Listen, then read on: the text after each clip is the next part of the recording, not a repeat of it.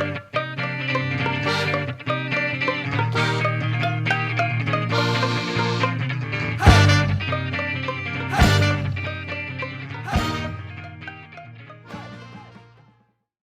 and welcome to Podcast.init, the podcast about Python and the people who make it great. When you're ready to launch your next app or want to try a project you hear about on the show, you'll need somewhere to deploy it, so take a look at our friends over at Linode. With the launch of their managed Kubernetes platform, it's easy to get started with the next generation of deployment and scaling, powered by the battle-tested Linode platform, including simple pricing, node balancers, 40 gigabit networking, dedicated CPU and GPU instances, and worldwide data centers. Go to pythonpodcast.com/Linode, that's Linode, today and get a $100 credit to try out a Kubernetes cluster of your own. And don't forget to thank them for their continued support of this show. Your host as usual is Tobias Macey, and today I'm interviewing Benn Stancil about the perennial frustrations of working with data and thoughts on how to improve the experience. So Ben, can you start by introducing yourself? So I'm Benn Stancil. I am one of the founders of Mode. Mode builds products for data analysts and data scientists, kind of a code-first BI tool. And so my role at Mode, I am Mode's chief analytics officer. So I focus on being involved in our own internal data efforts, as well as spending a lot of time kind of talking with folks in the community, trying to understand the problems they have, kind of figuring out where we think the space is headed and what kind of problems Mode needs to be solving in the future. And just being a general thought leader, it seems like every week I see an article that you've written in one of the newsletters that I subscribe to. Yeah, I mean now I spend a fair amount of my time yelling into the void on the internet, on a Substack, like everybody else, I guess, in 2020 and 2021. And so do you remember how you first got introduced to Python? Yeah, so my original career, like I started my career working in data in DC. And so while I was there, I was doing basically policy analysis on top of economic data. It was not a technical field in the sense that most of the people I worked with were not people who had deep backgrounds in any kind of technical languages. I had learned a little bit of R in college, and so I essentially did a lot of analysis through R. This was kind of back in the pre-tidyverse days, so wasn't the easiest thing to use. Eventually, when I moved from DC into the tech world, started kind of doing more of the same stuff, but then basically the more of the gravity was towards Python and doing analysis in Python. So I started using it for that. The other kind of, I think the way that I really started to pick it up, and I like by no means would classify myself as a like Python developer or someone who is sort of deep in those, I can't go as deep as a lot of folks I'm sure can on the specifics of different elements of Python and how to use it for a lot of technical stuff. But I started using it a lot for kind of lightweight data apps, data management type of stuff. So we built a lot of like little internal tools or scrapers or things like that, and found Python to be very useful for that. So most of my experience with it and my sort of learning of it was I had some sort of small problem to solve at a job, whether or not it was collecting data from one place or piping data from this place to this place in kind of sort of the modern data stack world. And so trying to build these little apps for myself to be able to do that. And so a lot of, essentially learned Python by copying and pasting things off of Stack Overflow for a number of years to be able to solve those problems. And you mentioned the modern data stack, which has become sort of the latest buzzword, particularly in the data engineering and analytics community. And despite the sort of panacea that it promises to be and the level of sophistication technologically that we've been able to achieve over the past, 10, 20 years, there are still a number of frustrations that exist when you're trying to do anything with data. And I'm wondering if you can just start by discussing what you see as being the kind of main frustrating elements that come up in an organization when you're trying to work with data, in your day to day, and just some of the main pain points and contributing factors that you see. Mm-hmm. So there are kind of two ways I would answer that. The first one is that if you're a young company and you're trying to get things set up and you're trying to start to make sense of your data, start to do more rigorous reporting, start to do the kind of analysis that you believe you can to make better decisions and things like that. Often the first problem that people seem to run into is you have to glue all this stuff together in a way that actually makes sense. And data is still messy, and not messy in the sense that these fields aren't clean or whatever, but it's still kind of scattered at a bunch of places. It's difficult to kind of make sense of all of it. One of the easiest examples that I feel like comes up all the time with young companies is trying to figure out how much money they make. Like it should be a simple thing. It shouldn't be that hard to say, okay, we report this much revenue every month. but you end up having to look at data that potentially comes from Stripe receipts. You have to look at data that comes from Salesforce that's manually entered by a bunch of sales reps. You have to reconcile that with like a billing system or with data that's in your product. Sometimes you want to be able to do things in whatever's happening in kind of the marketing world about how you actually track where that revenue came from. There aren't hard technical problems in that now. So the modern data stack is solved. It's easy to get data out of Salesforce into a database. It's easy to set up that database. It's easy to query it. But there's still just a lot of kind of like kludginess around getting that to actually tell you something sensible in a reliable way.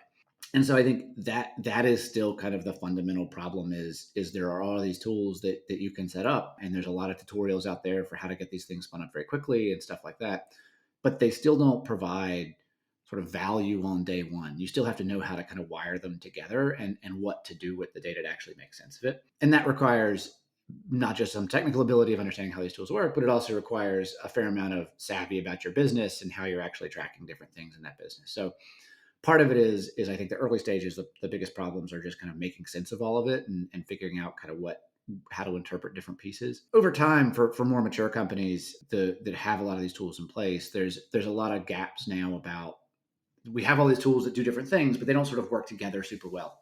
That what we've done is taken what used to be great. You set up a big BI tool. It handles a lot of different elements of the stack. It kind of is this all-in-one tool that's difficult to set up, but once it's going, it kind of solves all your problems into a bunch of little pieces. And those pieces are really good at what they do, but you end up with somewhat of a disjointed series of workflows, or you have a tool that's ingesting data, a tool that's storing data, a tool that's transforming data, a tool that's like sending data to other systems, a tool for analyzing it, a tool for dashboards, a tool for monitoring it. All these different pieces don't really talk to each other yet. And so figuring out how to kind of make that system a coherent one that isn't kind of a bunch of disparate pieces is something that a lot of companies are starting to run into as well. And given the fact that there is so much disconnect between where the data is coming from and when you're bringing it together, figuring out how to wire it together, I'm wondering what you see as some of the compounding elements of frustration when you're also trying to go beyond simple descriptive analytics, simple in air quotes, Mm-hmm. and move that into a sort of machine learning workflow and do some predictive analytics or prescriptive analytics.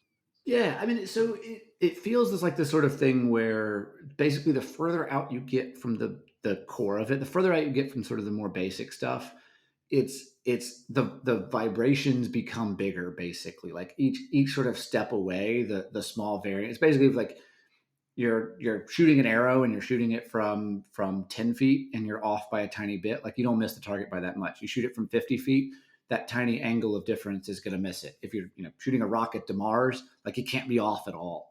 And so the further out you get from kind of the core definitions of what your data is and making sure all those fundamentals are right, like the more sensitive those variants are. And so that's kind of where like a lot of it feels like there's these kind of pyramids of different things that people do. The first thing is like get your data in order, then kind of foundational reporting, then the analytical, the kind of descriptive analytics, and then predictive and all that kind of stuff. The further you get up from that, sort of the more sensitive it is to all these things. And so being able to say, okay, we have a machine learning pipeline, we have something in production that's monitoring these different things, and now we're affecting recommendations in our product, or we're predicting response times or whatever in our product. All of those things have to be built on top of that same foundation. And so the more that those things wiggle underneath, kind of the bigger the sway is at the top. And so like what it feels like happens in a lot of cases when people do that is you end up kind of trying to figure out ways to kind of shortcut a lot of it. You end up building more of a system that's not necessarily as robust, because you're like, all right, how do we stop this way at the top, rather than sort of improving the foundation, which is a lot harder. You sort of try to shortcut it, which makes sense. I think like that's a lot of these things get built in kind of iterative ways, and you don't want to have this huge investment of finishing everything underneath the kind of pyramid before you get to the very top. But that's how I think you end up with these kind of like pipelines that are all crisscrossing and things like that. So it's hard.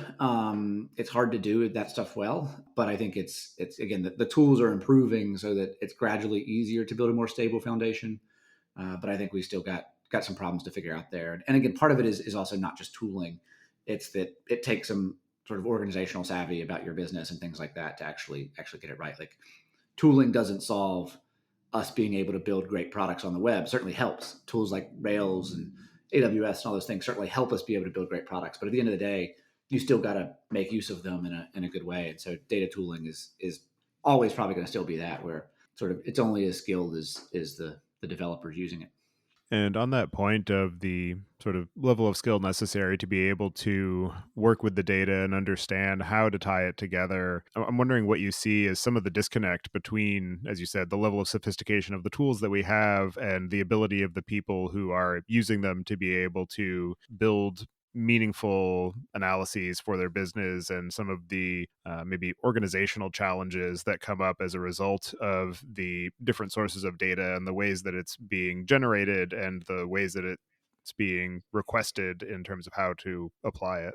I think this is one of the really big kind of challenges of this space is you have people who run the gamut of different technical abilities and trying to figure out how to make them all work together well. And so I think, and then that to me materializes itself in two ways. One, on the actual kind of tool construction side. So if you think about the vendors, a lot of them are, we're seeing some transition here. I was actually having a conversation with someone about this with someone last night, where there are a lot of tools that are these kind of open frameworks for ways to be able to do things in code. And they are built with the idea of this is what an engineer would want.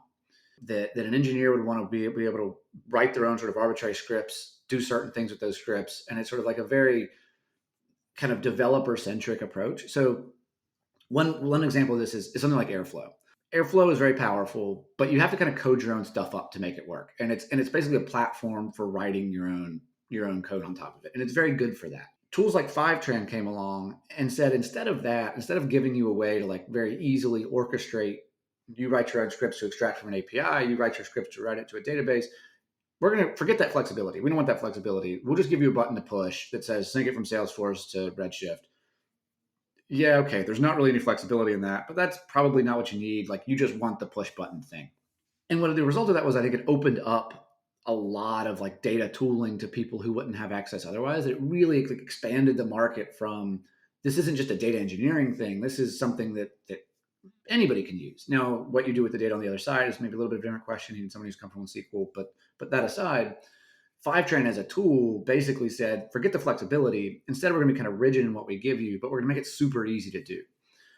And so I think from a tooling perspective, that's kind of where things are headed of, okay, how do we, tools like Census or these reverse ETL tools are kind of following the same philosophy, where as there becomes more kind of a sense of what data looks like and what data stacks look like, we stop trying to build these generic flexible tools, which are very powerful kind of, again, for a certain subset of the audience, but instead build things that just say, you probably need to connect these different tools together.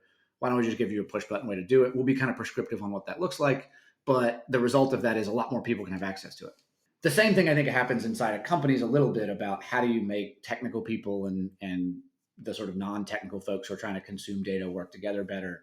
My belief is that we'll get to a point where it's less about giving people sort of open access to data and say, go explore it and do whatever you want with it. But it's more of figuring out, we'll give you more prescriptive ways to look at it. They're trying to solve the problems that you actually need to solve, where you don't need to learn, certainly don't need to learn Python. You don't need to learn SQL. You probably don't even need to learn something as complicated as Tableau. It's more of, let's just let you consume data in the way that sort of more naturally fits what you're trying to do. So I think it makes sense in the early stages. It's basically give people very flexible tools and let them figure out what they want. But I think as things mature, what we end up finding is we'll end up being much more prescriptive in it and just say, here's exactly the thing that you probably need. If it's not perfect, at least you get it right away and it's probably good enough and you'll end up working with it to make it work. And particularly as you move into the sort of machine learning space, I think an analogous set of tooling is the growth of these AutoML libraries that will take your input data and you say, this is what I want to try and do with it. And so it will automatically apply, linear regressions or k nearest neighbors or, gradient boosts to decide, okay, this is giving us the best, performance for this particular model. These are the parameters that I'm going to optimize on. And it allows somebody who isn't a full-blown data scientist or who isn't a machine learning engineer to be able to apply these techniques to their data. But then you also end up with the foot gun of, I've done this thing and it's given me this answer, but I don't necessarily know why or have a lot of confidence in the level of accuracy that it's generating because I don't understand everything that's happening under the covers. And I'm wondering what you see sort of as people move from, along that hierarchy of needs of, I just need to get my data from point A to point B. So I've bought Fivetran to, now I want to be able to do sort of predictions on my stock levels so that I can make sure that I don't run out for Black Friday. So I'm going to apply this AutoML algorithm, and sort of where those challenges come in as you get these levels of sophistication in the tooling that let people who don't have all of the foundational knowledge apply these more sophisticated techniques. I guess it's sort of a three-step process. It seems like we're where we are, where we're going, and I'm not sure what's in the middle. It's a little bit of like the do this thing question mark profit. Where we are now feels like we do an okay job of this sort of thing. There are certainly ways that people who are less technical can use these kind of models and that kind of stuff. I think on one hand, it feels like we still have a ways to go in that though, and part of that is that the models themselves can be sensitive. They'll get things wrong. People I think are skeptical of kind of the black box. This thing is going to tell me exactly what to do. Looking more for something to sort of guide them, but not something that they like can't understand. And there's still a lot of that. I also think that those things tend to be a little bit too generic, so they tend to be focused on not a very specific problem, but kind of specific sets of problems, and that makes them hard to actually like work exactly. It's sort of like, great, apply a predictive thing to what? Well, it's just generally a predictive model, and it's like that's probably not going to be narrow enough to really be something that people trust. The other thing is, as you said, a lot of times they are prescriptive. You can't really tune them. I don't know that that matters that much, in part because a lot of the people who are the sort of quote unquote technical people, the way in which they tune them isn't that precise anyway. Like a lot of those folks that are people like me included can tune it, but we're largely looking stuff up on Stack Overflow anyway, and like we're still kind of users of the applications instead of developers of the application.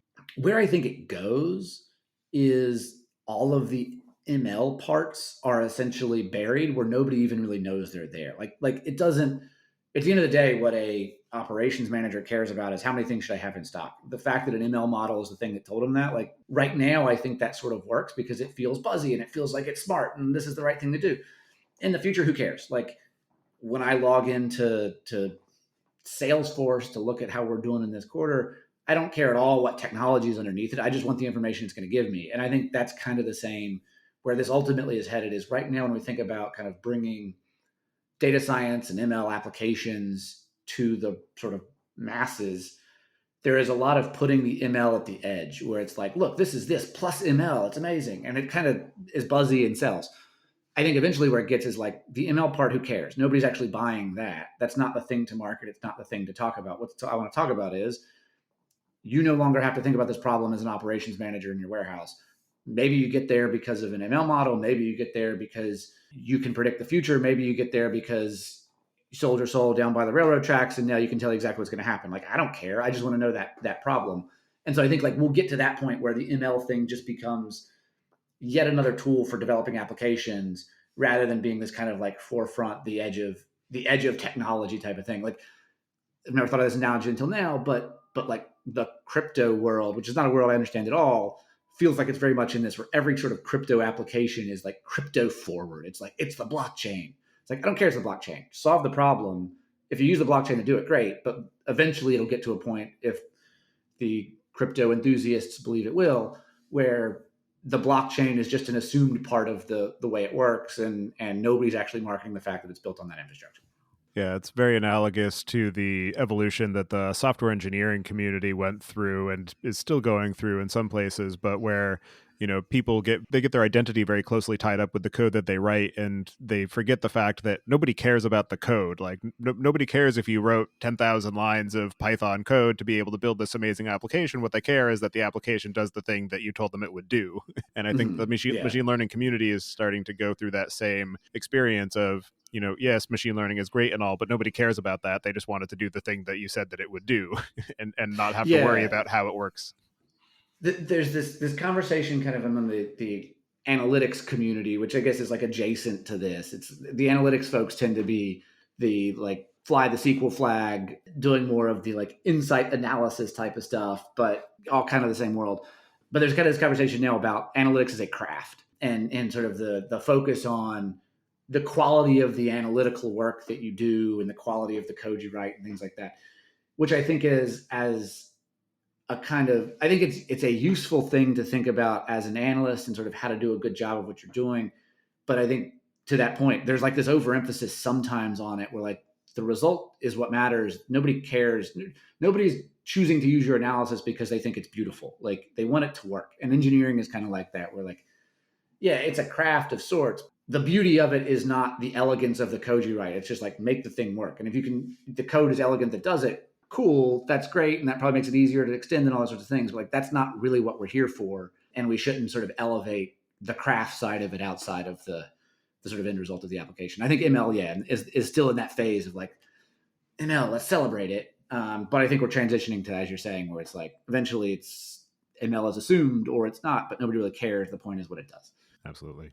And so, to that point of being able to focus on the experience of working with the data and not just the specifics of the technical craft of it, or the data elements of being able to get everything wired together properly, I'm wondering how you see that shift in focus being beneficial to the practitioners and the consumers of the technology, and how that might help in terms of the overall alignment throughout the organization of how the data is consumed and applied. As the sort of data stack has evolved, different tools have sort of carved out their different niches in it and things like that. And I think especially for folks who aren't the technical users, whether or not data scientists or analysts or whatever, but the people who are meant to be consuming all of this. So there's somebody at the end of that is what all of this is purportedly for, where it's to help a decision maker make a decision. It's to help power an application to do something, whatever the case may be. By focusing a lot on like the individual tools of, okay, how do we get data from point A to point B? How do we transform it when it's there? How do we analyze it? We're basically serving each individual need rather than this broader experience. And so my view is once to really serve those end folks, to serve the people who are actually trying to make use of the data, kind of to the point of like they don't care about the craft of the analysis or the ML models. They also don't care about the tool chain that's underneath it. It doesn't matter like was it Fivetran that did this thing, or was it DBT, or is it Snowflake, or is it BigQuery, or whatever. Like they care about, do they get the data when they need it, at the time when they need it? Are they able to communicate with it? Are they able to solve the problems they need to solve with it? And I think now that we've sort of solved a lot of these component parts of the stack, one of the big things that people are going to start having to think about is how do we make that experience better? That there's this famous phrase. This is like a sort of Silicon Valley pop management sort of phrase about it. I Conway's law, I think, is what it is, which is basically you ship the, that may be wrong, but you ship your organizational structure. That if you have an org chart that's like you have a back end engineering team and a front end engineering team, the product you build will have like a back end element and a front end element, and your customers will realize that. Your customers will see that split because the back end team works together and front end team works together. The modern data stack is essentially a single experience to most customers. Most people, it is a place for me to access data and make sense of it. There's 10 tools underneath that, and we are going to ship that org chart. And that org chart isn't just like departments. That org chart is different companies, and so there will be very distinct lines between ingestion and storage and transformation and consumption and observability and all those sorts of things. And I think that makes for a very like disjointed experience for those people who ultimately what they care about is the singular product that they're using. And so I don't know how exactly we solve that. I think companies are starting to try to figure this out. Like, do we integrate with each other? Does there become sort of wrappers that go around it? Does it all consolidate under like the Google overlords? But at some point, if we think about sort of data consumption as the kind of ultimate experience of this, we need to start building that experience rather than building just a series of parts that eventually lead up to it. And so, I don't know exactly what that looks like. I kind of have my own perspectives on it. Obviously, from Mode's perspective, we have our kind of opinions there. But I think over time, that's where we want to get, is thinking about the data stack as a singular experience that you can move fluidly around, as opposed to 15 tools all glued together through some like kind of weak APIs. And another interesting perspective on this that I've seen when talking to a company called Cinchi recently is completely, rotating the view of what the ownership of the data is, essentially, where right now the data is a component that all of these different pieces of the stack and applications that we build take ownership of for certain periods of its lifetime. And so you have to hand off that ownership as it traverses the various systems. And instead, using a term that they used called dataware, where rather than having hardware or software, data is the central element. And so it is what is the core of the infrastructure and the architecture, and your applications just interact with it versus the other way around. And so I think that's another interesting way to think about maybe how the data can be the more central element, and all of the different players in the space are just contributing their capabilities to it, whether it's for being able to analyze the data or generate and mutate the data where it lives and have these different views of it. So it's another interesting perspective to the way that we think about the experience. Yeah, that's actually a really, I've never heard that particular framing. That's actually a pretty interesting. I don't know exactly what that looks like. But that's a pretty interesting way to think about it, because there is a lot of like telephone effectively happening between these things, where it's like Fivetran takes it and they hand it off here, and then Redshift takes it and they do something to it and they hand it off here, and it's sort of like there isn't a clear sort of owner of any of that.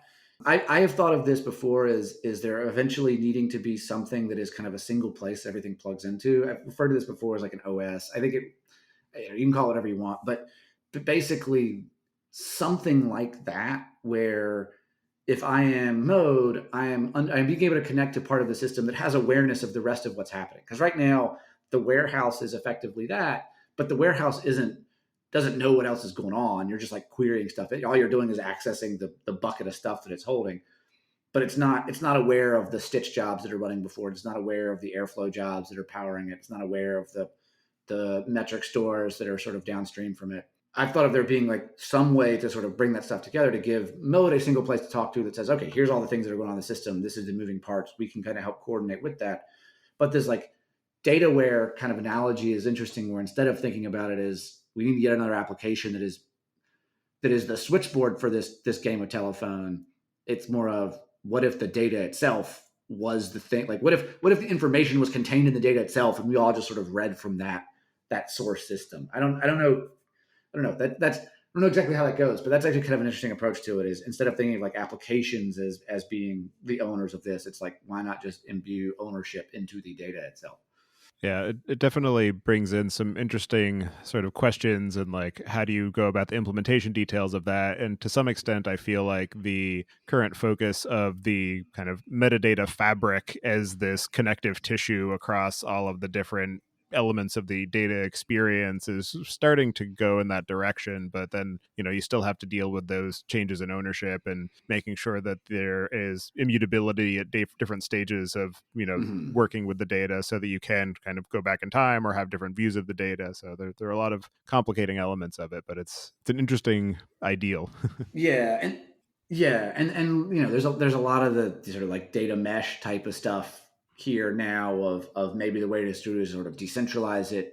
This is now like edging on being able to actually make some sort of data mesh on the blockchain claim, which I have no idea what that would mean, but I'm sure some VC would throw a whole bunch of money at it.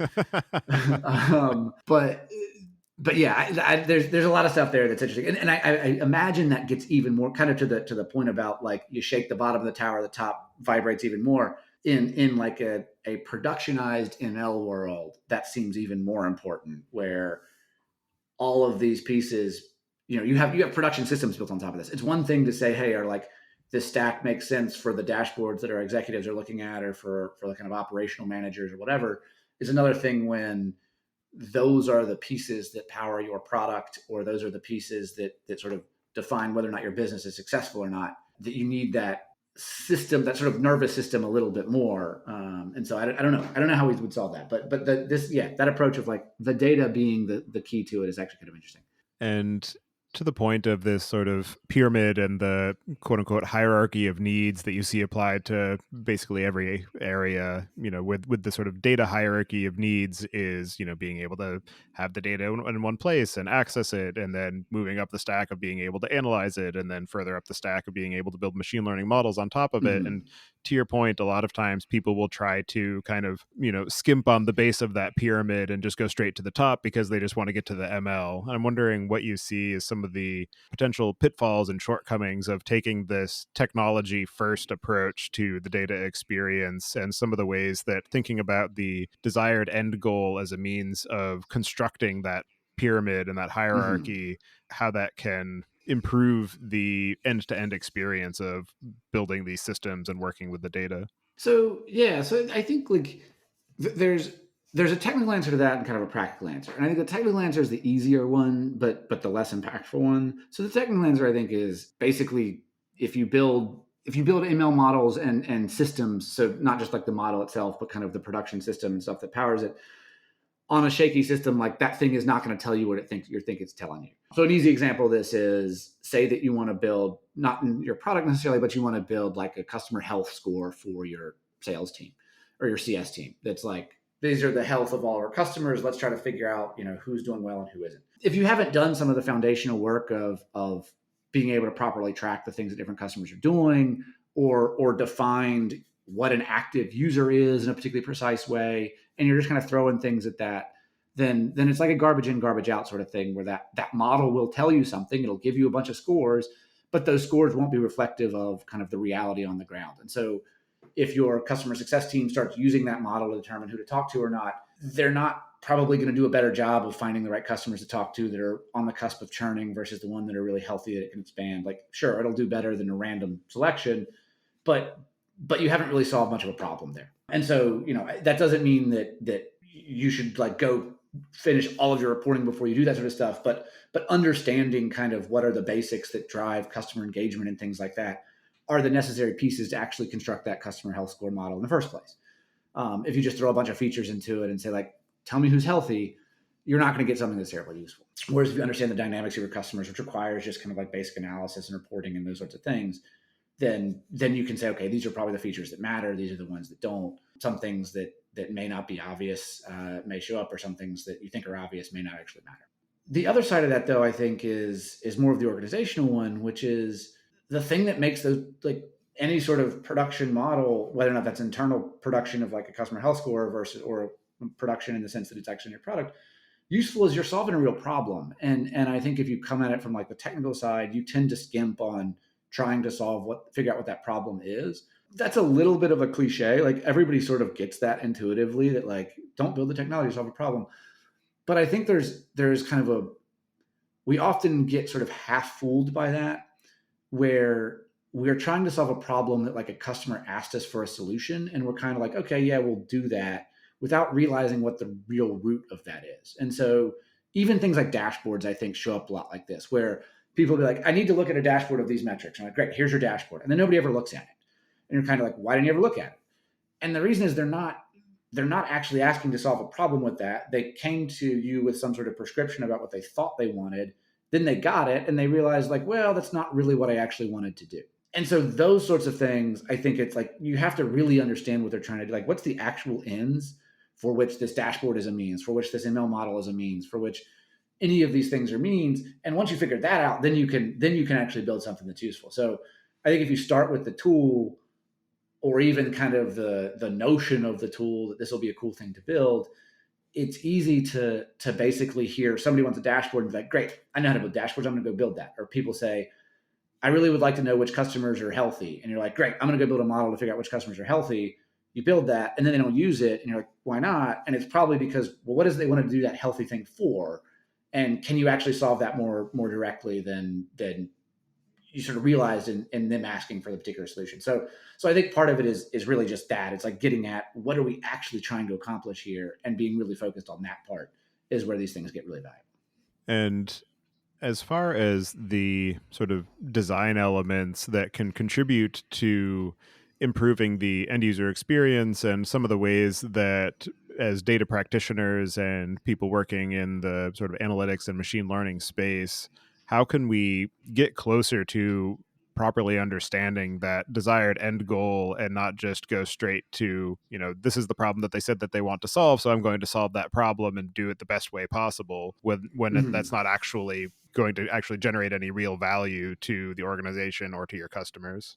It's legwork. I think it's like just working with the people that you're working with and trying to understand their problems rather than seeing yourself as someone who's like there to just provide a solution. So I've used this analogy for analysts. I think it probably applies in this case too, which is we often have a lot of analytics teams are framed as internal consultancies. It's like an easy analogy to say you're an analytics team, your job is to sort of come in, people are trying to make decisions, you bring some data, they bring some context, you get together, you help them solve it.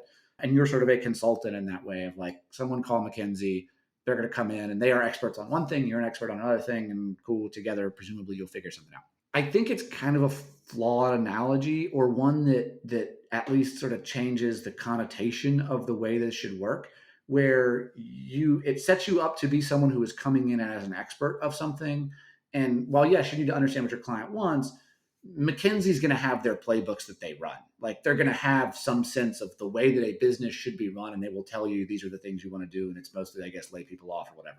I think the better analogy is like you are a detective showing up to a crime scene, and these people are all the witnesses. And like as a detective, you don't tell the witnesses, I don't think what you saw is right. We're going to do it my way. Like you learn from them. Maybe you have to piece together different things. Maybe they're not entirely reliable, whatever. But as a detective, you would never tell a witness that's not right. You would tell them, like, you would just like listen to them and understand what they're trying to solve, and then come back. And if you come back with something that's like your story doesn't quite exactly match what they said, but that's okay because this other person's story didn't either, and like you have to figure out a way to reconcile it. That's fine. But your job is to understand. Like they are very useful pieces of information for to help you solve this puzzle. And I think that's like a better analogy because it's not you kind of telling them your expertise. All you're trying to do is learn from them. And I think that's really the way that you have to approach it is go to different sort of business stakeholders, whoever you're working with, and your job is just to learn from them. Like they understand this problem so much better than you do about what they're trying to solve, what their actual pain points are, what actually doesn't work, what they would actually use. And so you have to like absorb a lot of that. And eventually it doesn't mean you're going to build exactly what they want or whatever, but it means that like you need to treat that as something that they get better than you do, even if you see yourself as kind of like the expert data person or whatever. So I think it's like a lot of it is just you have to work with people, you have to understand their problems, you have to like genuinely ask the questions and try to learn from it, as opposed to kind of coming in with some priors about this is the right way to do it, and then see if you can convince them of that. Or a lot of it's less convincing them, but more seeing it as like, no, they don't really get it. Here's the right way to do it is a process that I think at least subconsciously happens in a lot of analysts and data people. And so I think it's trying to avoid that as best you can.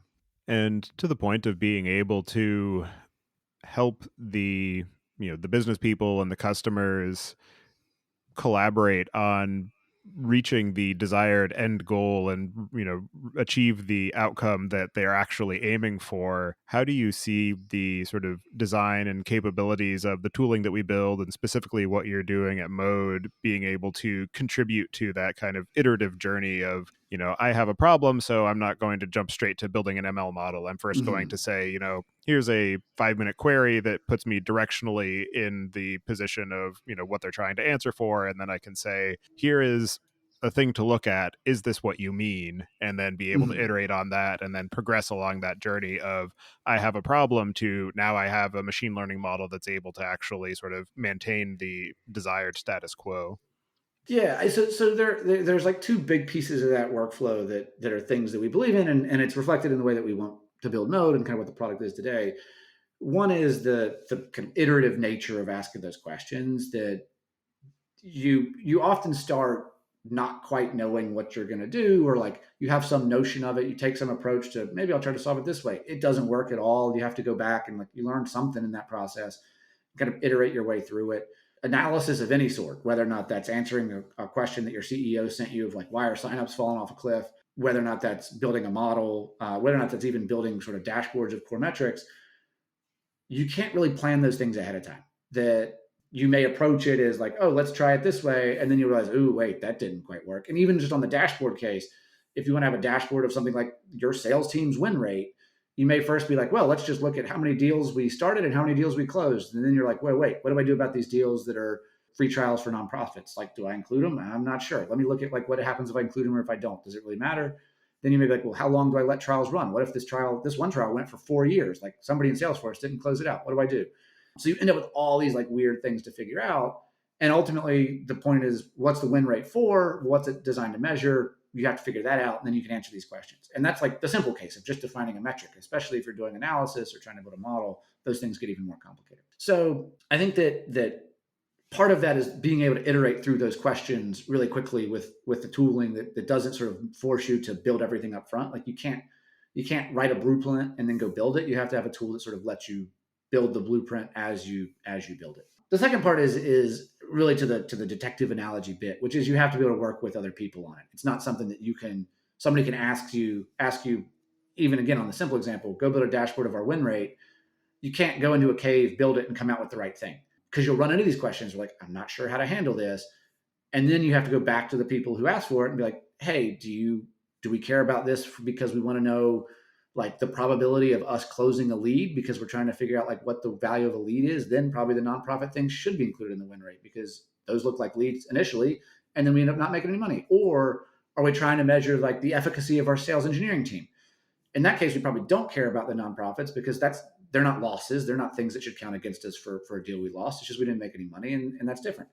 And so in those cases, like you have to handle that differently, but that requires understanding what the problem actually is and what it is you're trying to solve. And so you have to have a platform to me that brings those people together. Anything that is the analytical process is a group of technical people that write SQL and Python, and then they're sort of just like assets that get ejected from it periodically to other people, is not actually reflective of what the actual analytical process is. The actual analytical process is technical people or analysts or data scientists trying to figure some stuff out, hitting a bunch of things they don't understand, talking to somebody else and being like, what do we do about this? That person helping them out, them going back and trying to figure, like, you need to have a more inclusive process than that. And so if the tooling doesn't allow that, then I think it makes it way harder to actually solve these problems. And given the iterative and experimental nature of being able to build these analyses and understand what is the actual goal that you're working towards, I'm wondering what you see as the impact of how we name these roles and these techniques where, in the early 2000s, data science was all the rage and everybody was talking about data science. And, that's still a term that's used in a position that exists, but it's been fading in terms of its sort of monolithic prevalence, where now that role has been fragmented into the analytics engineer, the machine learning engineer, and it's not data science anymore, it's machine learning and artificial intelligence. And I'm wondering if you see the sort of phrasing of these things starting to impact the way that we think about how we actually achieve these answers, where it's not an experimental process where we are collecting evidence and then iterating on it, and it is we just throw all of the data at the computer and it does the learning for me, so I don't have to actually understand the problem I'm trying to solve. So I was initially skeptical of this. Like I am a like sort of the ML will solve our problem, all of our problems skeptic, but I'm kind of coming around. So I think the reason that I am a skeptic is the ways those tools have largely solved problems before has been they you give them a data set or you give them a set of things and they basically like just sort of blindly try to find a bunch of stuff in that data set and tell you here's some stuff that's interesting. And so Google Sheets even does this, where if you give Google, like you put in a big CSV into Google Sheets, and you can push a button and it'll be like, here's some insights. And it basically finds a bunch of correlations and things like that. And it does this kind of like auto build some models to say, hey, did you know that cars with 6 cylinders tend to be more horsepower than cars with 4 cylinders? Look, we found this relationship in the data. And you're like, that's cool. That's not really how the analytical process in somebody's head doesn't go that way. It goes with, you see that of cars with 6 cylinders and 4 cylinders have, more horsepower or whatever. And then you think about like, well, where do I go from there? What's the next step in that? Like, what do I sort of drill into to learn more from that? And then you figure out something there and you kind of progress down the tree until you find something actually interesting. And I think that like the easy approach from like a ML model doing all this stuff for us is the first one, which is just like sort of fan out, ask a bunch of questions of correlations and then find some interesting stuff. For the most part, that's not that interesting. Occasionally might be, but it's really a starting point. It doesn't seem that far of a reach, especially with how far a lot of like the ML stuff has gotten and the AI, things like OpenAI and stuff like that, that you could start to mirror more of what the analytical process looks like, where you are instead trying to sort of like spider your way through the series of questions that you might ask to get to something that's actually insightful. So I could see us actually sort of getting there. No, I think the hard part of that is it's really hard to then know what is interesting, and like you have to have a bunch of business context to do that. And how well do those things know that? I have no idea. Like this is not my area of expertise of knowing the ins and outs of OpenAI, but it seems actually conceivable that that could happen. That you could instead of building a thing that just finds a bunch of correlations in large data sets, start to mirror the way that like what is the analytical process that people follow, and have a a sort of meta AI that sort of conducts the next steps of the analysis for you, and then something else that sort of does it, like does the actual comparisons that would actually get you there. And so I don't know. I've like been skeptical of this for a while, but it seems maybe foolish to sort of underestimate where this stuff could be in 10 years. And as you have been building the Mode product and working with the analytics community and the data community, I'm wondering what you have seen as some of the most interesting or innovative or unexpected approaches towards building these positive data experiences and the sort of overall capabilities that that brings to an organization. I mean, I would go back a little bit to one of the answers I had before. And this isn't innovative. It's more courageous, I guess, where it's the people who are very prescriptive about how to do stuff and say, we're going to make this really simple and not that flexible. And that's what you're going to get. And that stick to those guns. I think it's hard when you're building a product to stick to that, like, nah, we're going to do it this way. Sorry, we can't change those options or we can't make it that flexible. But I think the payoff is there if you get that right. And so, the five train and stitch, I think, were early versions of this. Some of the reverse ETL tools are kind of newer versions of that, where they again, rather than saying, hey, we're going to give you kind of an open platform for developing all these things, they're basically like, nah, you're going to fill out some forms and push a button and the whole thing is going to work. And so I think there are some lessons to be learned in that for the rest of us around where you really understand the problem that's trying to be solved. Be super prescriptive about it. And I think on the ML side, that can certainly apply where again it's like let the model do exactly one thing and just do it really well and not worry so much about the specifics. So for instance, there's I don't remember the name of this thing. I should remember this, but there's something where you can basically remove the background of a picture. So you'd have like a headshot and it'll remove the background, and that's all it does. You upload like the picture, and it might be called like remove.bg or something. You upload a picture and it just strips out the background and gives you like an image that's transparent behind the person's head or the horse or whatever it is. It's like in the foreground. One thing does it really well. Like that to me is the kind of thing that's a super good application of this because it's not attempting to be, okay, trace this thing or figure this thing out and do all these like parameters. It's just like, we have no options. The only option is you upload a picture and then we give you a better picture back.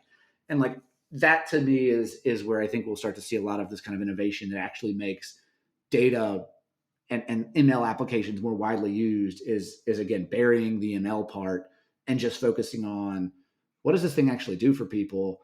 Let's just do a really great job of that, and the rest will take care of itself. Yeah, it's the classic sort of Ford sales model of you can have any color you want as long as it's black. Yeah, exactly. And in your own experience of working at Mode and building the product and working with data analysts, what are some of the most interesting or unexpected or challenging lessons that you've learned in the process? So a lot of things. I think the thing that has been one of the most surprising is just the variance in desires to work with data and ability to work with data across organizations. That they're if you were to have like a 2 by 2 matrix of people who are like very skilled and not at all kind of technically skilled in data, and then people who really want to be able to kind of ask their own questions and answer them, and people who really don't want to do that, those things aren't that related. And you have people kind of in all different quadrants. You have people who are technically very skilled, but are now execs and like, never make me do anything. I just want you to tell me exactly what to do. You have people who have just barely sort of dabbled in Excel, but really like the idea of getting their hands dirty with it and being able to play with it and don't want something that's super prescriptive. They want something that like they don't trust it until they sort of create it themselves. And so I think like as a data industry, whether or not you're an analyst trying to provide stuff for folks in your company or trying to build models for people in your company, or if you're trying to build products for those people, figuring out how to navigate that isn't easy because it's not. When we first started, I expected data to be more like design, where you have designers and you have non-designers. And for the most part, those are two very distinct groups. That most of us are not like, yes, give me the file that I want to be able to drag stuff around. It's not a technical gap. I mean, in my case, it is, but it's even for people who may not be like, they don't want to design something. There are designers who do the design and there's other people who look at it. And data is like not that at all. There are some people who look at it. There's some people who could do a lot more than look at it, but all they want to do is look at it. And there's some people who are like just learning it, but they really want to play with it. And so it makes it a much sort of more difficult kind of thing to sell and to build for and to make the right products because you have so many different types of people that could be using it. It's not going to be just like the technical people or the non-technical people. You have all these like, different overlapping people who are of different levels of comfort, want to do different things, and figuring out how to navigate that so that everybody gets something that works okay for them is a pretty big challenge. And so, for people who are looking to build sort of more effective products and solutions to the different applications of data, either for their own personal uses or within their organization, when is the sort of experience first mindset the wrong approach? And they might be better suited just going straight for the tooling and technological aspect. I mean, I think that there are times like don't overthink it. Basically, I think there are times when you just need to solve a problem, and you can over design the experience too. Like you can overthink exactly how people are going to use it. Sometimes people just like they just need the numbers. They just need a list of customers to call if they're a BDR. They just need to know how many of these items are in their warehouse. Like I think there are times when, in the same way that product designers sometimes it's like, hey, we need to build this thing. Product designers, because I mean, this is what they do. They want to be able to create something new and novel and something that's better than what has been out there before. There can be a tendency to like want to sort of overbuild. In some cases, the right thing to do is just go copy how somebody else did it. It's probably good enough. Like we don't need to innovate on that thing. It's an invite flow. Find a good invite flow and just use that one. And so in that, I think there are some equivalent of that in providing kind of data products or experiences for other people, which is there are times when you need to be innovative and think about, all right, how do we really make this work? But if it's just something that's look, this exec needs a dashboard for their daily reporting on revenue. I don't want to do it. It feels like grunt work. I want to do it better than it's ever been done before. But chances are, like that dashboard just needs to be built, and that exec just needs it, and just give them the thing and don't worry about it too much. Like there's, I think, think about where to be innovative and where not to be, and you don't want to sort of box yourself in where now you have this thing that's like a bunch of debt that you have to support that's going to be hard to deal with. But that doesn't mean that everything has to be, some cathedral for you to build. Like there are times when you just need to build something quick and dirty, and that's the thing that will do the job. And as you continue to iterate on the product at Mode and explore more of the data ecosystem, what are some of the things that you have planned for the near to medium term and some of the ideas that you have for how to help people support this ideal of building data experiences? So yeah, so our main approach to this is that, in part because of what I was saying about there's all these different types of people that fit into different, like it's not a designer bimodal thing, everybody on one camp or the other. You have to build an experience that can move kind of fluidly between different types of work, where it's not just like this is a very technical tool for technical people, or this is a drag and drop tool for non-technical people. Those tools will automatically hit sort of weird boundaries where there's an analyst who works over here who uses this other tool that's technical, and then I have to figure out how to like work with someone who's in the non-technical drag and drop tool that they don't really want to use. And so I think like we want to build something that allows all of those people to work together in kind of an environment that makes sense to them. That if you are someone who's comfortable in drag and drop charting tools and sort of visual exploratory tools, we want to be able to give you that ability. If you're an analyst who's comfortable in Python, we want to be able to give you that ability and let you kind of hop between those different modes of working. Our view is that helps in two ways. It helps, one, by allowing everybody to work together, but two, lets like people who want to use different tools for different jobs actually use them in a more seamless way. So if you're an analyst, for instance, you may want to build a model in Python or do a bunch of work in SQL because that's the language that you know. That doesn't mean that pivot tables aren't useful. It doesn't mean that end result isn't something where you could much more quickly figure out what you want to figure out with a bunch of pivot tables. And so our view is let's give you kind of each of those different languages of analysis in like a lowercase l way where it's like SQL, Python, visualization, spreadsheet type of stuff, all those things so that people have the tools they need for whatever kind of piece of the analytical flow that they're in, whether or not that's because they're an analyst who just would prefer to use a pivot table for this part of the job, or whether or not that's because they're a finance person who pivot tables are the way that they work. And if they see SQL, they don't want to have anything to do with it, but they can build an ML model in a pivot table somehow because they know everything in Excel better than the back of their hand. Are there any other aspects of the work that you're doing at Mode or this overall idea of building data as an experience and not just as a combination of tools that we didn't discuss yet that you'd like to cover before we close out the show? I mean, no. I think this is pretty good. The only thing I would say is it kind of requires ultimately kind of an effort from everybody to get there. I don't think one tool solves that problem. Mode on its own does not solve that problem. The other pieces of the data stack don't solve that problem. And individual analysts and companies have to start also thinking about this. Like we have to, as I said, I'm at the beginning of the show. I'm both involved in building Mode, obviously, but also am responsible for a lot of our own internal analytics work. And so we have to think about how we actually serve that experience to our customers. That the tooling again won't fully get us there, and so kind of it all has to start to work together around. Okay, we as the people ultimately providing the things to our customers and to companies and things like that, as analysts have to think about that too. Where we can't expect the tools to sort of magically hand us this experience. It ultimately is a thing that we are creating, and sort of there's a broader notion in the kind of data community now, thinking about like data as a product, as serving a kind of product. We should think of ourselves as product people, basically, where the data is our product, sort of all data and all its applications. And I think we like need to adopt some of that mindset too for this to work. That it's not just, again, the tooling won't get us there unless we also have that same mindset. All right. Well, for anybody who wants to get in touch with you and follow along with the work that you're doing, I'll have you add your preferred contact information to the show notes. And so with Cool. that, I'll move us into the picks. This week, I'm going to pick a podcast I started listening to recently called Venture Unlocked. And so it's a podcast by a venture capitalist interviewing a bunch of venture capitalists about their experiences of building and managing different funds. So it's definitely a very interesting view on that overall ecosystem that can seem very opaque if you're not part of it. So definitely worth taking a listen to if you are in a startup or involved in any of that ecosystem or just curious about it. So with that, I'll pass it to you, Ben. Do you have any picks this week?